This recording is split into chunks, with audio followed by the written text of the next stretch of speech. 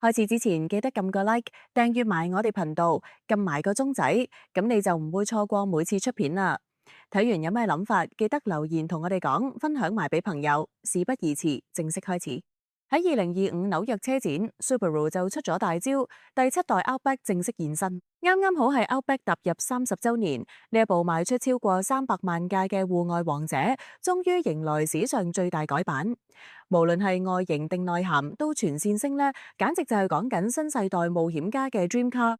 望落去個樣夠晒有肌肉感，車頭換咗個大大個直立鬼面罩，再加埋垂直頭燈同埋防刮下保險桿，勁有越野車感覺之餘，霸氣亦都大大提升。車側線條就再立體啲，車頂都做翻平啲，實用性大大提升。最誇張係上面個行李架可以頂住100磅，擺帳篷冇問題，就連吊床都一樣得。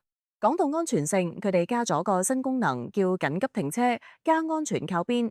簡單啲講，就係如果你喺自動駕駛中突然冇反應，駕車會自動轉去路邊停車，開雙黃燈，報警，仲幫你開埋門，真係新科技，可以救你一命。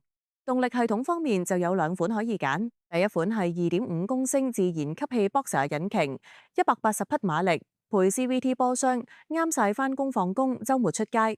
另一款就係2.4公升 Turbo 引擎，擁有260匹馬力、277磅尺扭力，再配埋強化版 AWD 同 XMO 4驅系統，落山行雪地都冇難度。而家方向盤仲可以直接撳掣轉模式，開車嘅時候唔使再左揾右揾，方便咗好多。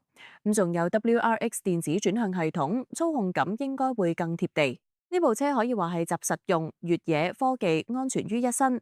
無論你係戶外發燒友定係每日塞車嘅打工仔，Outback 真係一部全天候多功能嘅越野車。